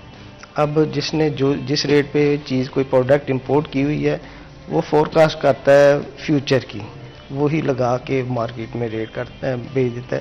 اس کی وجہ سے لوگوں کے لائف سٹائل میں بہت زیادہ بائنگ پہ افیکٹ ہوا ہے. اس کو دیکھنے کی ضرورت ہے. ایٹ لیسٹ ہمیں اپنی امپورٹس کو یا فیوچر کو دیکھتے ہوئے ہمیں اپنی ایگریکلچر کو سپورٹ کرنا ہوگی تاکہ ہمارا امپورٹ کے اوپر گریجولی انحصار کم ہو سکے. تو یہ امپیکٹ عام بندے کے اوپر تو لازمی آیا ہے، یہ امپورٹ ڈالر ایکسچینج ریٹ کی وجہ سے. بالکل. پولیٹیکل انسٹیبلٹی آئی تھنک کسی بھی کنٹری کے لیے بہت ڈینجرس ہو سکتی ہے. کیا ہماری جو اس وقت اکنامک یا ٹیکسٹائل انڈسٹری کی جو سچویشن ہے اس کا تعلق ہماری پولیٹیکل انسٹیبلٹی کے ساتھ بھی ہے؟ جی سرٹنلی، یہ تو بات ہے. جب ہم نے گلوبل کی ہم نے بات کی لاسٹ کوشچن میں، تو ابھی میں سمجھتا ہوں تھوڑا ہم لوکل اگر فوکس کریں تو اس میں ہمارے پاکستان کے اندر انٹرسٹ ریٹ اس وقت اتنے ہائی ہیں. ایکسپورٹس کے لیے ہمیشہ بہت سالوں سے یہ انٹرسٹ ریٹ 3% ہوتا تھا تاکہ ہم وائبل رہیں ریجن میں اور اپنی چیزیں ہم سستے داموں تیار کر کے بیچ سکیں. ابھی یہ ہمیں 10% 12% دینا پڑ رہا ہے. ٹھیک ہے جی. اور اس کے بعد انٹرسٹ ریٹ کے ساتھ جیسے ابھی خالد صاحب نے کہا کہ یہ جو انسٹیبلٹی ہماری کرنسی میں ہے، اس کی جو ہے کبھی یہ بہت کم ہوتا ہے، کبھی زیادہ ہوتا ہے. وہ بہت فیز ٹھیک نہیں ہے. کم ہوتا ہے تو ہماری ایکسپورٹس ہٹ ہوتی ہیں، زیادہ ہوتا ہے تو امپورٹس، چونکہ ہم امپورٹ بیسڈ کنٹری ہیں، وہ ہٹ ہوتی ہیں. یہ بھی ایک چیز ہے. اور جہاں تک انرجی کاسٹ کے حوالے سے وہ میں نے بتایا کہ الیکٹریسٹی بالکل ایک رینج میں ہے، لیکن ابھی ونٹر میں گیس کی سپلائی بند ہے انڈسٹریز کے لیے فار 3 months. تو یہ بھی ایک ایشو ہے. پولیٹیکل انسٹیبلٹی بالکل اس میں رول پلے کر رہی ہے. دیکھیں آپ کی کنٹری میں اگر ہم جنرلائز بات کریں تو ایف ڈی آئی جسے ہم فورن ڈائریکٹ انویسٹمنٹ کہہ رہے ہیں, کون ان حالات میں ایف ڈی آئی آپ کی کنٹری میں لے کے آئے گا؟ کون پروجیکٹ کرے گا؟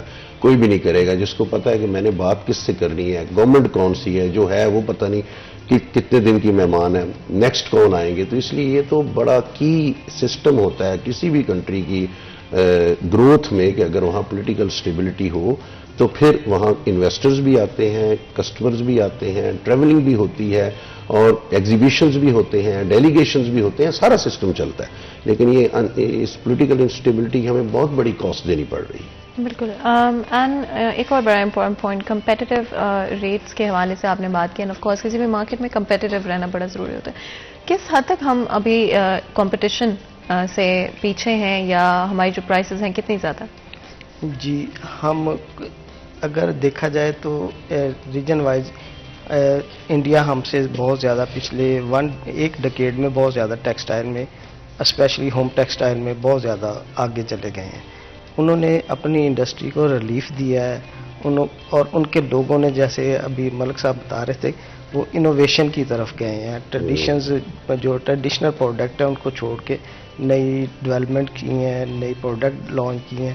اس میں یہ جو ہوتا ہے کہ آپ کا کمپٹیشن نہیں ہوتا کسی بھی چیز کے ساتھ, وہ اپنی مرضی سے ریٹس لے رہے ہوتے ہیں. اب ہم جب ان چیزوں دیکھتے ہیں, ہم ان کو کاپی کرتے ہیں, یا جس وقت تک ہم اس سٹیج پر پہنچنے کی کوشش کرتے ہیں وہ کسی اور جگہ جا چکے ہوتے ہیں. تو سب سے پہلے جو اس میں ریجن وائز جو ہے, ہمیں گورنمنٹ کی طرف سے یہ سپورٹ چاہیے ہوتی ہے کہ آپ کے ریٹ, جیسے کہ میں نے پہلے بتایا, بجلی, گیس اور لیبر وغیرہ کے ریٹ ریجن وائز آپ کے اگر اچھے ہوں تو آپ کے پاس ڈیفینیٹلی آرڈرز آتے ہیں. دوسری چیز یہ ہے کہ حکومت کی یہ جسے ہم کہتے ہیں نا کہ پلینگ لیول فیلڈ, وہ اسٹیبل ہونا چاہیے. بائرز کا کانفیڈنس ہونا چاہیے کہ ہم کسی بھی وقت جا کے اس کنٹری میں جا کے اسٹے کر سکتے ہیں, پروڈکٹ دیکھ سکتے ہیں اور آرڈرز وغیرہ دے سکتے ہیں. یہ انفارچونیٹلی پہلے ہم وہ وار اگینسٹ ٹیررسٹ میں تھے, اس کے بعد کرونا آ گیا, اب پولیٹیکل انسٹیبلٹی کی وجہ سے ہمارے کسٹمر نہیں آتے. ایف اے ٹی ایف کی گرے لسٹ سے باہر آنا, کیا اس کا کوئی ہمیں فائدہ ہوا؟ جی, اس کا فائدہ ہمیں یہ ہوا کہ کنٹری کے طور پہ ہمیں بہت فائدہ ہوا کہ ہم ایک گرین زون میں, وائٹ زون میں آ گئے. جو گورنمنٹ کو لوننگ پہلے نہیں ہو رہی تھی وہ ایزی ہو سکے گی. اب بعض کنٹریز میں ہماری ایل سیز کے کوئی مسائل اگر تھے بھی تو اب وہ بھی ختم ہو گئے. ہم بڑی ایزیلی پوری دنیا میں ایکسپورٹس کر سکتے ہیں, صرف ان کنٹریز کو چھوڑ کے جو کچھ بینڈ کنٹریز ہیں, اور امپورٹ بھی کر سکتے ہیں. لیکن میں سمجھتا ہوں کہ یہ ایک ایز اے ہول سچویشن ہے ایف اے ٹی ایف کی. ڈائریکٹ جو بزنسز ہیں ان پہ اس کا امپیکٹ اس لیے نہیں ہوا کہ جس کا ہم نے پہلے ذکر کیا, گلوبل ریسیشن, ہمارے پاکستان کے سسٹم میں جو چیزیں ہمارے لیے اس وقت سپورٹ نہیں کر رہی وہ, اور اس کے ساتھ میں ایک یہ ضرور کہوں گا کہ ہم چونکہ ایس ایم ایز کی ایسوسیشن ہے, اسمال میڈیم انٹرپرینورز, اور ہمارے پاکستان بھر میں تقریباً 700 کے لگ بھگ ممبرز ہیں جو سارے ایس ایم ایز ہیں, موسٹلی ایس ایم ایز ہیں اور ایکسپورٹس میں ہیں. ہمیں ایز ایس ایم ای جو سپورٹ چاہیے تھی وہ تھوڑی ڈفرینٹ تھی. دیکھیں, گھر میں اگر 2 بچے ہیں, دونوں کی صلاحیت ایک جیسی نہیں ہوتی. ماں باپ دونوں کو الگ الگ سے ٹریٹ کرتے ہیں. ایک کو وہ ایڈوائز کرتے ہیں تم اس شعبے میں چلے جاؤ, دوسرے کو ایڈوائز کرتے ہیں تم اس میں چلے جاؤ. اللہ تعالیٰ نے یہ ایک نظام ایسا بنایا. تو اسی طرح پاکستان کے اندر 2 سیکٹرز ہیں جو ایکسپورٹس میں اپنا کنٹریبیوشن کر رہے ہیں, ایک ایل ایس ایم ہے اور ایک ایس ایم ایز ہے. اور پاکستان کی ایکسپورٹس میں 25% شیئر جو ہے وہ ایس ایم ایز کا ہے. ابھی جو بھی پالیسیز بنتی ہیں وہ جنرلائزڈ بنتی ہیں. ہم نے یہ بہت سارے فورمز پہ یہ بات کی ہے, ایون جو فارمر پرائم منسٹر تھے ان کو بھی یہ کہا, ایف ایم صاحب سے بھی ہم ملے اور ان کو بھی کہا کہ جو پالیسیز آپ ڈیزائن کرتے ہیں آپ ایس ایم ایز کو, ان کے جو سٹیک ہولڈرز ہیں ان کو آپ اپنے ضرور مشاورت. ہمارے پاس کچھ ایسی کنکریٹ تجاویز ہیں 5-6 جو ہم نے مختلف فورمز پہ بات کی کہ اگر ان کو گورنمنٹ لے لے تو کوئی وجہ نہیں ہے کہ اگر آج یہ ایکسپورٹس میں ہم 25% کنٹریبیوٹ کر رہے ہیں تو کوئی وجہ نہیں ہے کہ ہم اس کو اپ ٹو 50% تک لے جا سکتے ہیں. بالکل. And I do think SME کا نہ صرف ایک بہت بڑا کنٹریبیوشن ہے ہماری over all GDP and economy کے اندر، بٹ آلسو کہ بہت ساری پالیسیز ان کو سپورٹ نہیں کرتی، رائٹ؟ سو ڈیفینیٹلی اس پر بات کریں گے، لیکن اس سے پہلے ایک بریک لیتے ہیں. کہیں میں جائے گا ہمارے ساتھ رہے گا.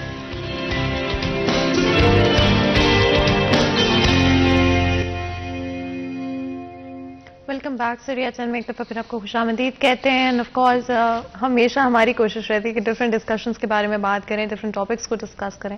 آج کے پروگرام میں اسپیشلی ٹیکسٹائل کے حوالے سے بات چیت کر رہے ہیں. SME سیکٹر ہماری GDP میں، اوور آل ملک کی اکانومی میں ایک بہت بڑا کنٹریبیوشن رول پلے کرتا ہے. کنٹریبیوشن ایک میجر کرتا ہے، بٹ کیا اسی طرح سے ان کو ویلیو کیا جاتا ہے کوئی بھی پالیسی بناتے ہوئے، یا جب ہم اپنے لانگ ٹرم پلانس کو یا شارٹ ٹرم پلانس کو دیکھتے ہیں گورنمنٹ کی طرف سے، اداروں کی طرف سے، کیا SME سیکٹر کی امپورٹنس کو سمجھا جاتا ہے؟ کیا اسٹیک ہولڈرز کو انوالو کیا جاتا ہے؟ اس پر بات کرتے ہیں. ندیم صاحب، SME سیکٹر کے اس وقت کیا سب سے پرومیننٹ ایشوز ہیں، اور کیا گورنمنٹ کی طرف سے آپ کو پالیسیز کو لے کے کانٹیکٹ کیا جاتا ہے؟ جی ایکچولی جب یہ پالیسیز وغیرہ بنتی ہیں تو اس میں سب سے پہلے تو بیوروکریسی انپٹ دیتی ہے. اس کے بعد اگر کسی جگہ ضرورت ہو تو یہ لارج سکیل بڑے جو انڈسٹریل لوگ کمیونٹی ہے ان کو انوالو کرتے ہیں. ان کے پرابلمز اور ہیں، SME کے پرابلمز اور ہیں. ہمیں گورنمنٹ سے، پچھلی گورنمنٹ سے بھی ریکویسٹ کرتے رہے ہیں، اس گورنمنٹ سے بھی یہ ریکویسٹ کر رہے ہیں آپ پالیسی میکنگ میں ہمیں شامل کریں. ہم گراؤنڈ ریالٹی آپ کو بتائیں گے کہ ہمارے یہ پرابلمز ہیں، اس طرح ہمیں آپ اس طرح سالو کر سکتے. جی. اینڈ جس طرح آپ نے بات کی، آئی تھنک کتنا امپورٹنٹ ہے یہ سمجھنا کہ جو شخص کوئی کام کرتا ہے اس سے بہتر آپ کو کوئی نہیں بتا سکتا کہ اس کے کیا ایشوز ہیں، اس کے کیا پرابلمس ہیں. And I do feel like کہ بہت کوشش کی جاتی ہے، نہیں ہمیں پتہ ہے اور ہم ایک پالیسی تیار کر سکتے ہیں، بٹ نہ صرف اس میں ہم budget I think probably save کر سکتے ہیں، ہم بہت بہتر طریقے سے پالیسیز بنا سکتے ہیں، ہم ریونیو جنریٹ کر سکتے ہیں. صرف اور صرف SME سیکٹر کو انوالو کیا جائے، اسٹیک ہولڈرز کو انوالو کیا جائے. بٹ کیا اس طرح کی کوئی کوشش کی گئی ان دا پاسٹ؟ نہیں، دیکھیے پاکستان کے اندر کیا پوری دنیا میں آپ کوئی بھی کسی بھی کنٹری کا گروتھ ماڈل جب آپ سٹڈی کرتے ہیں تو اس میں 90% SMEs کا رول ہے، اور پاکستان میں بھی 40 لاکھ سے زیادہ SMEs ہیں. یہ تھوڑا مشکل ورڈ ہے SME، تو ہم اس کو کہہ سکتے ہیں کہ پاکستان کے اندر جتنے بھی دکاندار ہیں، جتنے چھوٹے مینوفیکچرر ہیں، چھوٹے ایکسپورٹرز ہیں، ایک لمٹ اسٹیٹ بینک نے دی ہوئی ہے، وہ سارے ہی SMEs ہیں. ہم بھی SMEs ہیں، میرے ساتھ تشریف فرما ہے SME ہیں یہ بھی. تو اس لیے جب کسی بھی کنٹری کی SME کی کنٹریبیوشن 90% ہوگی اور GDP میں ہمارا رول 40% کا ہے، اتنا بڑا رول ہے SMEs کا، تو لازمی بات ہے کہ ان کی پالیسیز پھر بہت ہی اچھے طریقے سے ڈیزائن ہونی چاہیے اور اسٹیک ہولڈرز کے ساتھ مل بیٹھ کر ہونی چاہیے. ابھی میں آپ سے یہ گزارش کروں کہ پچھلی گورنمنٹ جو تھی ان کے ٹائمز پہ انہوں نے SMEs پہ فوکس کیا اور کچھ پالیسی کولیٹرل فری لونز بھی دیے، کچھ انہوں نے اس معاملے میں بالکل انکریڈیبل کام کیا. لیکن انفارچونیٹلی چونکہ ٹائم چاہیے ہوتا ہے امپلیمنٹیشن کے لیے، جب امپلیمنٹیشن کا ٹائم آیا تو رجیم چینج ہوا. تو یہ بھی ایک، جیسے ابھی ہم نے بات کی کہ پولیٹیکل انسٹیبلٹی جب آئی تو وہ ساری چیزیں جیپرڈائز ہو گئی. تو اس میں ہم تو کہتے رہے ہیں کہ آپ SMEs کے لیے ابھی ایک بڑی کامن بات ہے کہ ایک نئی مشین جو ہے، میں مثال دیتا ہوں ویونگ مشین کی، وہ اگر میں نئی امپورٹ کروں تو وہ آئے گی تقریباً آج کے حساب سے $2.5 کروڑ کی، $1 لاکھ کی. اور اگر وہی میں پرانی مشین امپورٹ کروں تو وہ مجھے 1 کروڑ کی بھی آ جائے گی. ٹرکی سے، بعض کنٹریز سے اچھی چلی ہوئی مشینز مل جاتی ہیں. لیکن پرابلم یہ ہے کہ ہمارا اسٹیٹ بینک جو ہے وہ پرانی مشین پہ فائنانس نہیں کرتا. یہ بات ہم نے گورنر اسٹیٹ بینک کو بھی کہی، فائنانس منسٹر صاحب کو بھی کہی کہ جناب ہم SMEs میں اتنی سخت نہیں ہوتی کہ کم از کم اگر فرض کیجئے 12 مشینز کا سیٹ اپ میں نے لگانا ہے تو اب 12 مشینز کے سیٹ اپ میں 30 کروڑ چاہیے ہوتا ہے. 30 کروڑ پہلی تو بات ہے SME کو بینک فائنانس ہی نہیں کرے گا، اور اگر کر بھی دے تو وہ اتنا بڑا پیسہ لے کے نئی مشین لے کے اس کے لیے وائبل نہیں ہوگی. تو وہی اگر اسٹیٹ بینک SME کو وہ 12 کروڑ فائنانس کرے تو وہ زیادہ اچھے انداز سے اپنے باقی فنڈز کو بھی مینج کر سکتا ہے، لیکن ابھی تک یہ بات بالکل نہیں ہماری مانی گئی، اس میں بڑی پرابلم آ رہی ہے۔ ہم چاہتے ہیں کہ پرانی مشینری پہ اسٹیٹ بینک فائنانس کرے سو دیٹ کہ ہم دنیا بہت ساری کنٹریز میں مشینری فار سیل ہے وہ ہم امپورٹ کر کے تو ہم ایس ایم ای سیکٹر کو اس سے ہم ڈائریکٹ انجیکشن دے سکتے ہیں۔ بالکل، اور آپ نے مشینری کے حوالے سے بات کی اینڈ ڈفرنٹ اور آف کورس چیزیں بھی، لیکن بہت ساری مشینری کہا جا رہا ہے ندیم صاحب کہ ابھی تک یا تو پیکڈ پڑی ہے جو منگوائی گئی تھی کورونا کے دوران، یا ایڈیشنلی آرڈر کی گئی تھی اور پورٹس پہ آ چکی ہے لیکن ڈیلیور نہیں کی جا رہی، ریلیز نہیں کی جا رہی۔ کیا سچائی ہے اس بات پہ؟ جی یہ بات صحیح ہے، یہ اس کے جو یوزڈ مشینری ہے اس کے وہ بین ہونے کی وجہ سے بہت زیادہ جو لوگوں نے بین کر دی گئی گورنمنٹ کی طرف سے۔ جی ایون کہ جو مشینری کے پارٹس ہیں وہ بھی نہیں آ سکتے، اس کی وجہ سے جو ایگزسٹنگ مشینری جو چل رہی انڈسٹری وہ بھی بہت زیادہ پرابلم کا شکار ہے۔ ایک ہی وقت میں ہر چیز کو بلاک کر دینا، اگر انہوں نے کرنی ہے گورنمنٹ تو اس کی لانگ ٹرم پلاننگ کریں، گریجولی آہستہ آہستہ چیزوں کو۔ اب جنہوں نے 4 ماہ پہلے چیزوں کو امپورٹ کیا ہے اس وقت تو نہیں تھی پالیسی، اس وقت تو گورنمنٹ کہہ رہی تھی کہ آپ انڈسٹری کو انکریز کریں، یوزڈ مشینری لگائیں۔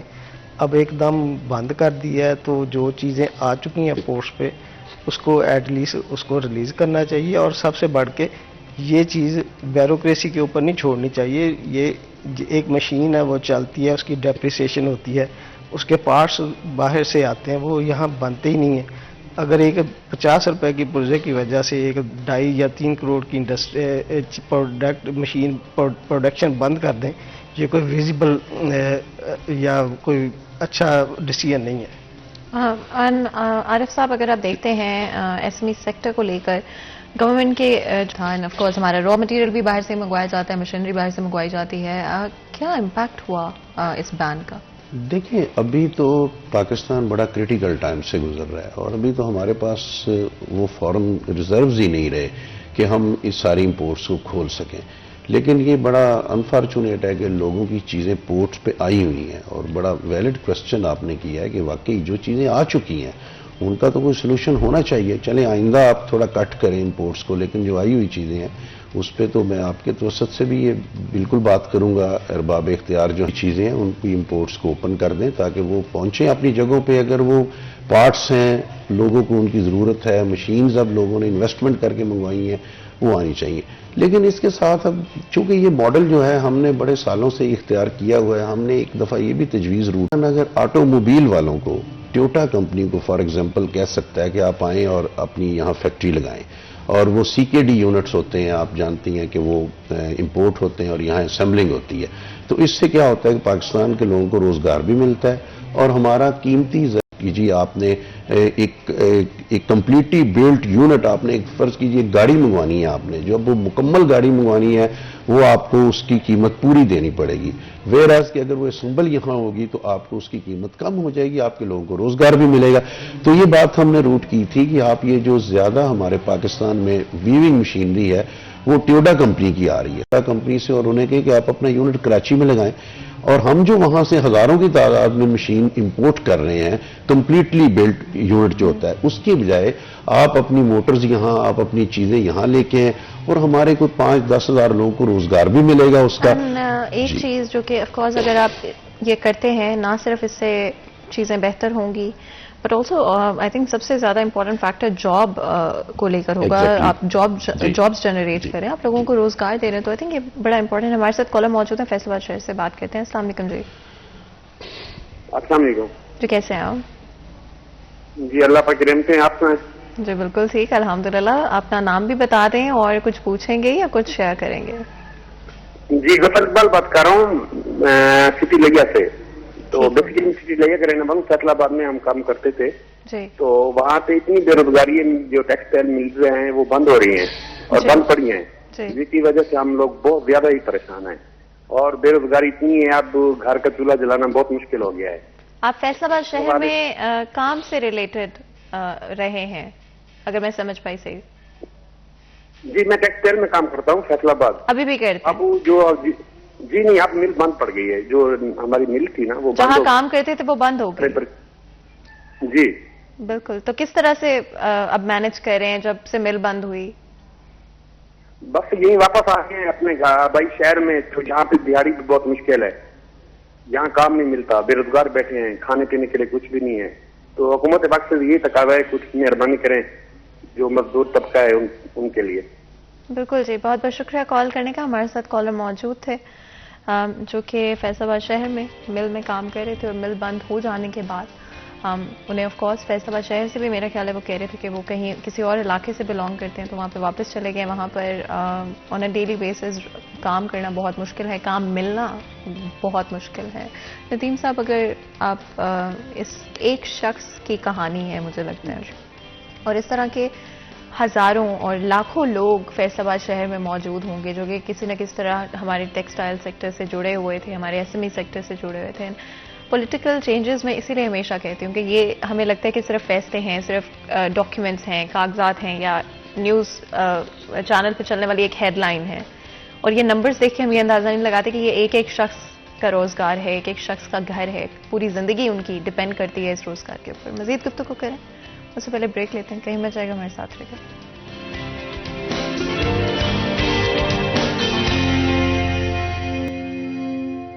Welcome back. सीरिया 10 में एक दफ़ा फिर आपको खुशामदीद कहते हैं। ब्रेक में जाने से पहले गुफ्तगू जारी थी, बात कर रहे हैं टेक्सटाइल सेक्टर के हवाले से डिफरेंट इशूज़ जो कि एग्जिस्ट करते हैं, इकॉनमी के बारे में भी बात करें, किस तरह से different policies and decisions impact करते हैं आम लोगों को, हमारी इंडस्ट्री को, एंड हर कोई जो उस इंडस्ट्री के साथ जुड़ा हुआ है, चाहे वो लेबर हो, चाहे वो कोई मिल ओनर हो, पॉलिसी मेकर्स हों, किस तरह से वो इम्पैक्ट होते हैं। आरिफ साहब, ब्रेक में जाने से पहले हमारे साथ एक कॉलर मौजूद थे, एंड जिस तरह से मैं कह रही थी कि वो एक कहानी है एक शख्स की, उस तरह के लाखों और लोग होंगे जो कि हमारी इंडस्ट्री के साथ जुड़े हुए थे, और इस वक्त जो सिचुएशन है, और शायद मेरे से बेहतर आप ये फिगर कोट कर सकते हो कि कितने % इंडस्ट्री या तो टेम्परेरीली या परमानेंटली बंद हो चुकी है इस वक्त, और कितने लोग आपके ख्याल में इस इंडस्ट्री के साथ जुड़े हुए थे? जी देखिए, सबसे पहली तो बात जो हम बात कर रहे हैं एसएमईज़ के हवाले से, कितना बड़ा कंट्रीब्यूशन है उनका लेबर को एंगेज करने में, कि पाकिस्तान का जो डाटा है उसमें नॉन एग्रीकल्चरल अगर हम लेबर लें तो 80% से ज़्यादा जो हमारी लेबर है वो एसएमईज़ ने अपने अंदर खपाई हुई है, 80%। अब मेरा ख्याल है कि अगर हम जनरलाइज में बात करूं तो इस वक्त 45%, 30-40% इंडस्ट्री इस वक्त बंद है या डाउन साइज्ड है। तो इसका मतलब है कि इस 80% ऑफ टोटल लेबर में आपकी 30-40% जो लोग हैं वो इस वक्त बेरोजगार है, और एक ये बेरोजगारी होती है, एक हिडन अनएम्प्लॉयमेंट भी होती है कि जब आप लोगों को समझ रहे हैं कोई ना कोई एक्टिविटी कर रहे हैं लेकिन रेवेन्यू जनरेट नहीं कर रहे। ऐसा भी बहुत सारे इदारों में है कि लोग जो है उस अंदाज से पैसे नहीं कमा पा रहे जो उनकी घर की ज़रूरत पूरी कर सके। तो ये बहुत बड़ा इम्पैक्ट है, इसकी हमने बात पहले की इन डिटेल कि एसएमईज़ को बूस्ट करना होगा और उनको वो मेजर्स देने होंगे, उसमें हमें डाइवर्सिफिकेशन R&D करनी होगी अपनी प्रोडक्ट्स में, और चीज़ों को मार्केट्स नई तलाश करनी पड़ेगी। मशीनरी वालों को कहना होगा कि यहाँ आके यूनिट लगाएं। और इसी तरह मैं साथ साथ ये एक और इशारा करूँ कि पाकिस्तान के पास इस वक्त बिजनेस में ग्रोथ मौजूद है, जगह मौजूद है सस्टेनेबल प्रोडक्ट्स में। सस्टेनेबल प्रोडक्ट्स उनको कहते हैं जो माहौल फ्रेंडली हो, एनवायरनमेंट फ्रेंडली हो, जिसमें आपकी ऑर्गेनिक कॉटन है, आपका रिसाइकल्ड कॉटन है, रिसाइकल मटेरियल से बना हुआ यार्न है, इस तरह की चीज़ें हैं। तो ये ऐसा एक पहलू है जिसकी तरफ हमने तवज्जो नहीं की। हालांकि हमने ये भी तजवीज़ दी थी कि बलूचिस्तान के एरियाज़ लसबेला, इन हज़दार वगैरह में अल्लाह ताला की तरफ से एक ऐसा नेचुरल सिस्टम एनवायरनमेंट मौजूद है कि वहाँ कॉटन जो ग्रो हो सकती है वो पेस्टिसाइड्स के बगैर हो सकती है। तो क्यों ना हम उस एरिया को मार्क करें। इंडिया ने अपनी पूरी एक स्टेट को, प्रोविंस को, मध्य प्रदेश को पूरा ऑर्गेनिक कॉटन का जोन बनाया है, और वहाँ से उन्होंने इतनी उसकी एक्सपोर्ट्स की है, और पाकिस्तान में भी चीज़ें आती रही और दुनिया भर में गई, और उन इंडस्ट्री को इतना बूस्ट मिला इस सस्टेनेबल प्रोडक्ट की वजह से। तो हमें भी चाहिए कि इस तरह की चीज़ पे हम जाएं, बलूचिस्तान में उस एरिया को डिफाइन करें, और ताकि वहाँ सस्टेनेबल प्रोडक्ट जो है वो कॉटन, ऑर्गेनिक कॉटन उगा सकें। फिर हमारी ये जो इंडस्ट्री है रिसाइकल्ड की, आप पाकिस्तान में बेशुमार मिल्स ओपन एंड यार्न बना रही हो, क्या है सारा रिसाइकल्ड है, सिर्फ सर्टिफिकेशन नहीं है। गवर्नमेंट अगर उनकी रहनुमाई करे और उनको फंड्स दे दे तो वो सर्टिफाई हो जाए, तो आप पूरी दुनिया में आपका माल जो है, देखें दुनिया कन्वेंशनल चीज़ों से हट के आप सस्टेनेबल चीज़ों की तरफ आ रही है। एक चीज़ मैं आपसे पूछना चाहूँगी, जो बहुत सारे इस तरह के ورکرز جو اس وقت اب کام نہیں کر رہے یا ملز بند ہو چکے ہیں، ان کی کس طرح سے مدد کی جا رہی ہے؟ کس سیکٹر کی طرف سے کچھ کیا جا رہا ہے یا ملک مالکان کچھ کر رہے ہیں ان کے لیے؟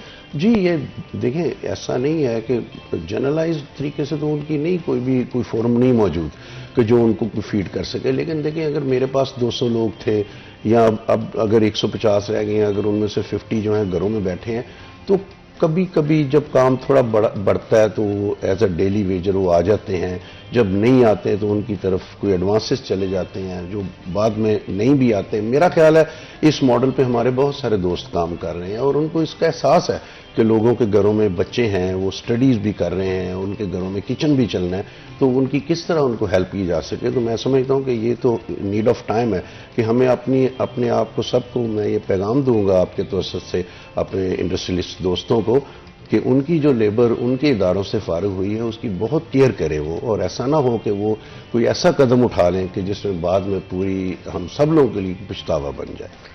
ندیم صاحب، اوور آل جو سچویشن ہے اس میں کئی سارے ایریاز میں آپ کو پرابلمز نظر آتی ہیں، بٹ آپ کے خیال میں ہماری گورنمنٹ کیوں اس طرح سے آپ لوگوں کو انوالو نہیں کرتی؟ اور کیا ان دا پاسٹ آپ کو لگا ہے کہ کوئی آپ کا انپٹ تھا ڈفرینٹ پالیسیز جو کہ بنائی گئی ایس ایم ای سیکٹر کے لیے؟